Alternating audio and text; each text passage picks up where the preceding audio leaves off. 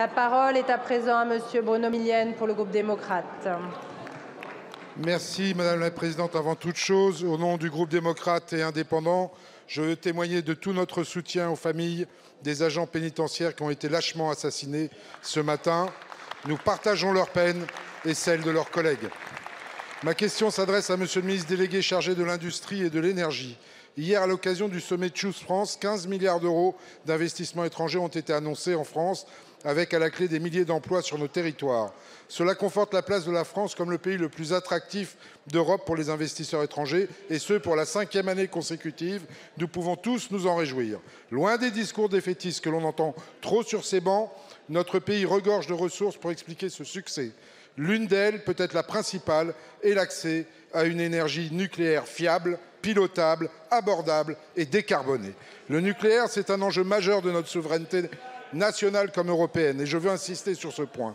Alors que l'extrême droite n'a de cesse de changer d'avis sur le sujet, nous l'avons encore vu récemment, la gauche se perd dans des circonvolutions électoralistes en ne sachant plus si elle doit se raccrocher à la raison ou à l'opposition dogmatique de ses composantes les plus extrêmes.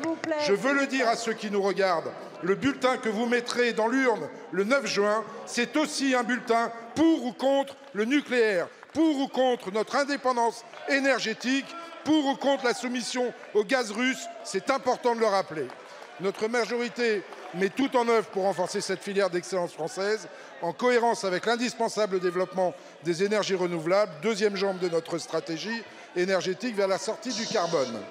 Les textes majeurs adoptés depuis le début de cette mandature en sont une preuve irréfutable. Le démarrage de l'EPR de Flamanville est une nouvelle étape qui en appelle de nombreuses autres. C'est sur ces prochaines étapes que je veux vous interroger, Monsieur le Ministre. Des engagements forts ont été pris et je souhaiterais donc que vous puissiez indiquer à la représentation nationale quels sont les moyens qui sont aujourd'hui mis en œuvre pour les tenir. Je vous remercie. Merci Madame la Présidente, Mesdames, Messieurs les députés, Monsieur le député Bruno Millienne, merci pour votre question et surtout merci pour votre engagement sans faille pour cette grande cause nationale, oui, qui est celle de la souveraineté énergétique décarbonée. Et vous l'avez dit, le président de la République l'a dit dès son discours de Belfort début 2022, reposera très largement sur la relance du nucléaire. Cette relance, elle se matérialise, vous l'avez dit aussi, dès jeudi, avec un déplacement du président de la République qui aura l'occasion de saluer le chargement du combustible pour l'EPR de Flamanville, dont il faut reconnaître que nous l'attendons depuis longtemps, on peut peut-être même dire un peu trop longtemps, 17 ans au total, mais qui va sonner la relance du nucléaire, qui, vous l'avez dit, va être poursuivi d'autant d'investissements à venir.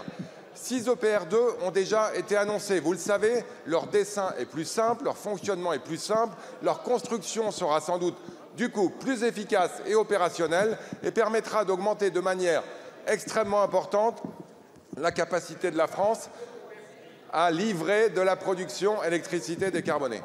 Vous l'avez dit, monsieur le député, quand on interroge un investisseur international qui souhaite investir en Europe aujourd'hui, il choisit la France parce que la France lui permet d'avoir de l'électricité décarbonée et pas chère.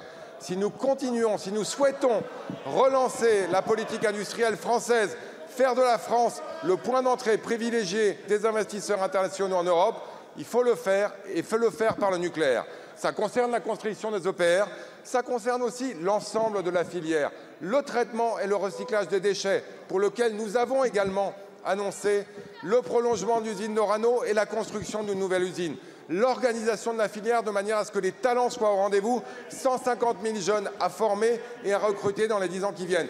Nous nous sommes organisés, nous mettons les moyens et nous serons au rendez-vous de ce rendez-vous stratégique pour l'énergie et pour l'industrie française. Merci beaucoup, Monsieur le Ministre.